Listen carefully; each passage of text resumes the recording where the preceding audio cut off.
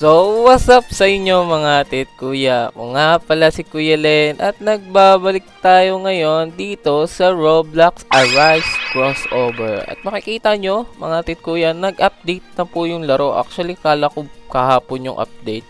Kaya wala po akong upload. Pagpasensyahan nyo na kasi nag-grind ako and may ginawa po akong something special. Pwede na! Kaya ngayon, sumakto na update, no? Pagkagising ko update siya. Pero naglaro ako ng konti, makikita nyo, may level 2 na ako kasi tinignan ko kung ano yung mga bago. Pero ulitin natin yan, titignan natin yung mga bago ngayong update. Baka hindi ko matakil lahat kasi hindi ko po kabisado kung ano yung mga bago. Pero check natin. Ngayon, dito sa update logs, unahin natin yung add levels and skill points. Tapos, sabi dito, may max level 100 plus 1 shadow percent per DMG per level. So, yung bagong, ano po yan, yung bagong gameplay system na yan is dito po nakikita yan sa stats. Pag sa stats nyo, makikita nyo may bagong UI dito which is yung level. Then yung sa level, makikita nyo, kunyari, level 2 kayo, per level may 2 points po kayong makukuha. Sa pagkakaalam ko, 2 points. Saan ba makikita yung ano? 1 point lang pala per level. Kasi may skill point 2 ako. Yan. So, yan. Dito may mga iba't ibang upgrades na pwede nyong paggamitan. Isa dito yung shadow power para mas lumakas yung shadow nyo by 5% per level. So malakas yan kapag na-max nyo. Ito naman shadow agility, mas bibili sila. Shadow reach, mas malaki yung reach ng shadow mo. Yung parang auto attack mo siguro, parang ganun. Then yung last is yung player speed para mas mabilis ka, and weapon mastery. So, depende to kung anong klaseng type of player kayo. Kasi ngayon, kung natandaan nyo, last update, ang naging meta po is weapon. Mas malakas po ang weapon kaysa sa mga shadow. Sobrang laki ng agwat ng weapon sa shadow, lalo na yung damage.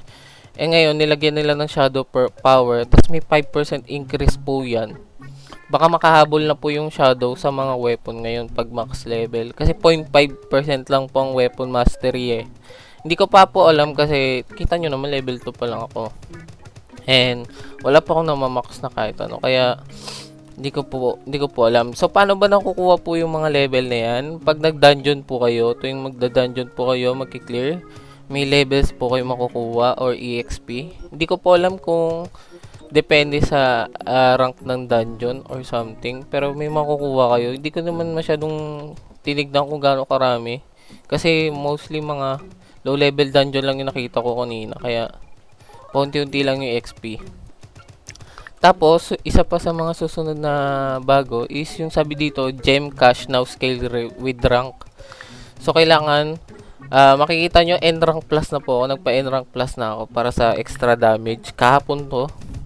And yung pera pong makukuha ninyo and gems is mag-i-scale na po sa rank nyo. Kaya maganda magpa-rank up kayo. Sunod is yung relic system. Ito bago po to. Nakukuha po to sa mga dungeon. Dito sabi boost, shadow damage, drop chance, arise luck, and weapon power and more. May papakita ko sa inyo. Meron na po akong dalawang relics na nakuha. Yung isa is shadow damage na may 14% plus. Yung isa naman is drop chance. No? So, yung drop chance siguro lahat na apektuhan yan. Pati yung relics din. Kaya maganda siguro drop chance muna yung kunin nyo or makuha nyo.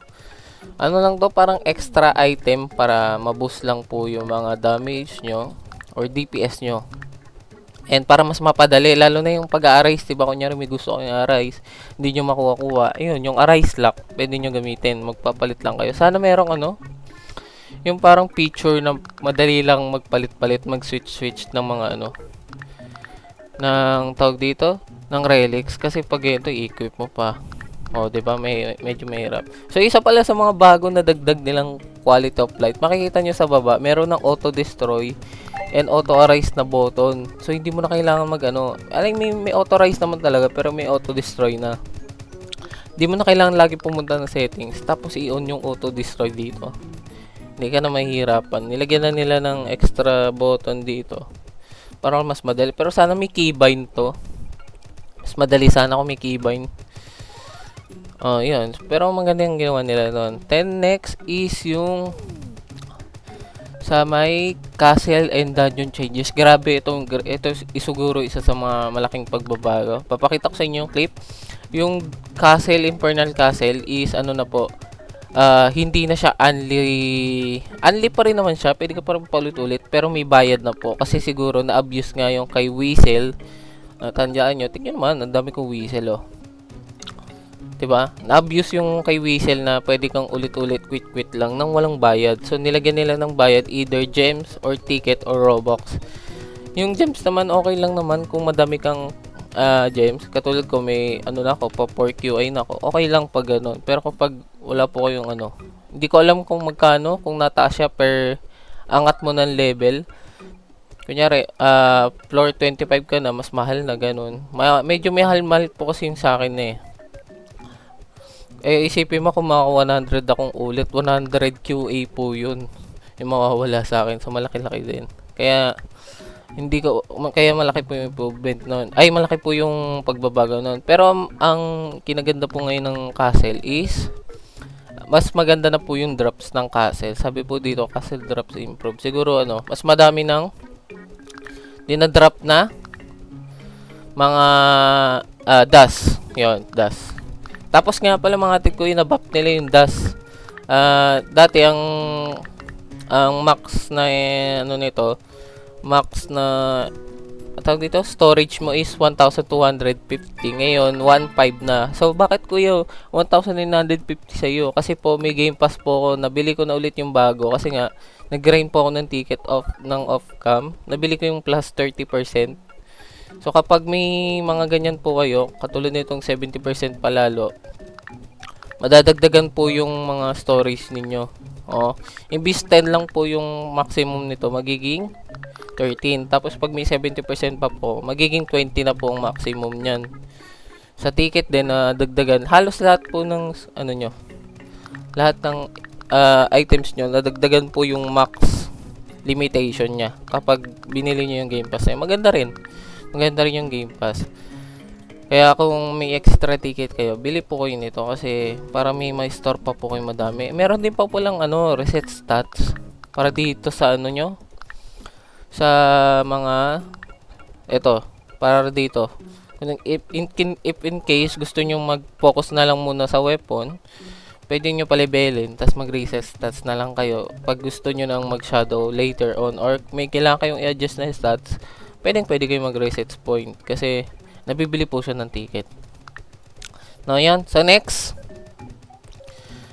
dungeon now despawn and appear every ito po isa rin po tong ano, grabe. Yung dungeon, meron na po siyang ano, parang beacon. Parang mas madali mo na makikita yung dungeon ngayon. Meron siyang beacon. Then ang dungeon po is nag-i-spawn na every 15 minutes, no? Every 15 minutes may bagong dungeon. Kaya mas madali na po mag-grind ng ticket. Hindi na po kayo mahihirapan. If kailangan nyo ng ticket, mas madali na po. And yun nga. Ang problema nga lang po, parang inipit yung mga player dito sa ano, choices. Kasi nag-i-spawn po ang Infernal Castle every 45 minutes. Mahagip po siya nung dungeon. Nag-i-spawn rin ng Dedo Island every ano yun, 15 minutes. Every 15 of something of that type, every 15 of that time. So mahagip din po siya ng dungeon. So mamimili ko kayo kung magda-dungeon, Infernal or Dedo Island kayo within that 15 minutes. So parang inipit yung mga player doon sa part na yun na mamimili ka lang ng isang gagawin mo. Hindi mo pwedeng gawin lahat ng tuloy-tuloy. Siguro para kasi maiwasan yung botting, mabawasan kasi kung i-auto farm, may mga alam nyo na may mga exploiter dito na naka-auto farm sila, yung parang tuloy-tuloy lang yung mga ginagawa nila kung ano-ano lang. Parang ayun, naka-macro sila na parang naka-auto farm na lahat ng, kunyari, may dungeon nag-spawn. Doon na mapupunta yung karakter nila, ganun-ganun. Kasi makikita nyo, magte-teleport lang sila kung saan-saan eh. Yun, kunyari may Dedo Island, may magte-teleport dun mismo sa Queen. Diba? Yun, siguro para maiwasan yun, hindi pipili lang yung mga nagpa-macro kung alin yung i-grind nila. Next is yung UI visual update. Yung leaderboards di ko nakita. Prompt design, ano yung mga bagong pop-up. Yan, nakita ko yung mga bagong pop-up. Then, yung new damage pop-up, meron bang bago? Hindi ko sure. Meron ba talaga? Ito nga, meron ng bago. Pero masyadong madami. Halo-halo na yung damage pop-up na UI. Tapos, aray cutscene fix, HUD, more added dungeon, icon update. Talaga ba? So, hindi ko pa po masyado talaga na kasi sadlit lang po ako nag-try eh. Yun, so minor changes lang naman to, visual lang naman to, hindi mahalaga. Tapos ito yung sinasabi ko sa inyo, yung extra big storage, Game Plus. Tapos yun nga yung dust na nadagdagan. Yun, 10 last is yung bagong ang island. Ito po, yung bagong island, yung One Punch Man or tinatawag na XZ Island. XZ Island. So yan, may 3 ditong bagong unit, tapos isang boss, siguro si Saitama yan. Hindi ko pa po nagagalaw talaga yan kasi kakagising ko lang din talaga. Tapos naglaro lang ako sadlit kasi nga may dungeon pagkagising ko.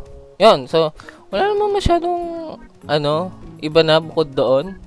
And siguro maganda lang talaga is mas madali na pong mag-grind ng ticket. Yun talaga yung pinakamaganda. And may katulong na po kayong mga relics. Basta mag-grind po kayo ng mga relics, baka kasi makakuha kayo. Hindi ko alam kung nag-i-scale to sa dungeon rank. Baka kasi nag-i-scale po siya sa dungeon rank. Kunyari, double S, mas high chance po makakuha ng double S ganun. Or double dungeon. Hindi ko po alam eh.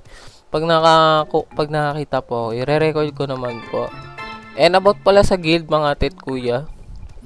Wala pa po kasi akong enough na ticket. Pag nakakuha na po ako ng enough na ticket, gagawa po ako ng guild ko. I-invite ko po lahat ng mga free-to-play or mga struggling players na hindi pinapasali sa mga guild.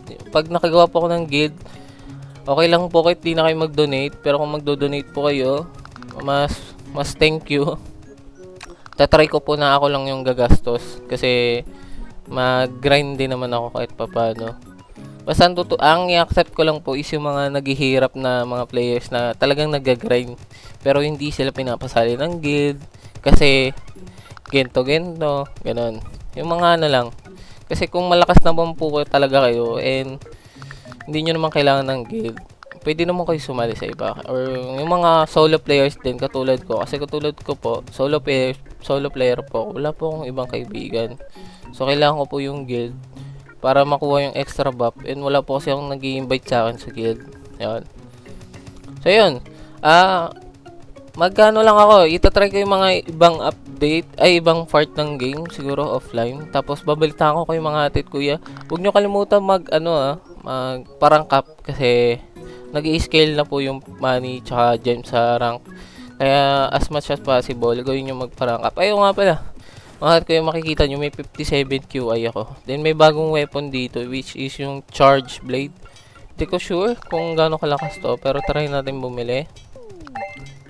3, 1, 2, 3. Ayan. Bago pala tayo try natin tong i-upgrade if mas malakas siya kaysa sa current weapon ko. Kasi yung current weapon ko, 247 QA, tapos may Vorpal 6 pa po yan.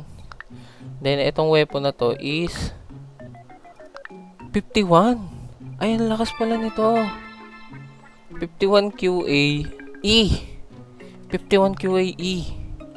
Yan, so lang natin itong mga atik kuya, i-upgrade lang natin. Ay sakto mga atik kuya, may nag-spawn na dungeon dito sa Leveling City. Ito yung gusto ko ipakita sa inyo. Ay siguro nakita nyo naman sa clip. Ito nga, may mga may beacon na. Mas madali na po makita yung dungeon. Hindi na kayo mahirapan kasi ang hirap dati hanapin kapag color blue lang, ganyan lang. Unless red gate siya, madali talaga makita red gate. Yan, dali nyo na makita. Ngayon, i-enchant natin to. Baka kasi ito yung maging bago kong weapon. Sana to? Ano pangalan niya? Charge. Okay, charge. Auto-upgrade na natin. 5 QA. Medyo mahal po siya ha. Medyo mahal. So, yun. Na-rank din na natin. Gawin natin siyang rank C. 96, wala pang enchant. Tapos ngayon, 98 na rank C.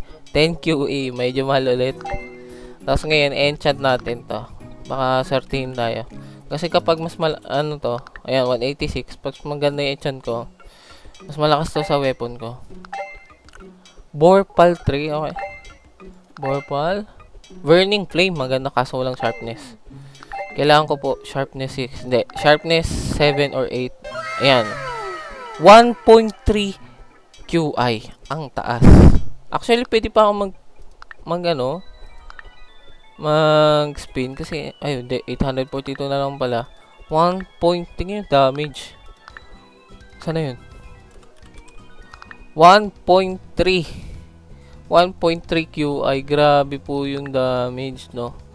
Grabe itong weapon na to. So, ito na yung bago kong main weapon ngayon. Sa ngayon, habang nag-grind pa ako. Yun. So, baka hanggang dito na lang tayo muna mga kuya. Kasi gusto ko lang i-review yung bagong update ngayon. And baka mag-grind na po ulit ako. Tapos babalitaan ko kayo if ever may makuha ka agad ako magandang bago, no? Tulad ng units or weapon na mas malakas pa dito sa current weapon ko ngayon. So, ngayon, mag-grind kayo mga kuya. Kasi every Sabado atang update ng laro. So, kailangan nyo talaga mag-grind. Yun. So, thank you sa walang sawang pagsuporta at panonood mga atit ko. I hope nag-enjoy pa rin kayo sa update review natin. Kasi, ano lang naman siya, parang pasada lang. Diba? Yun. Ingat tuloy. Kita-kita tayo mga net kuya sa next video. And, huwag nyo kakalimutan mag-like and subscribe. Yun lang. Paalam!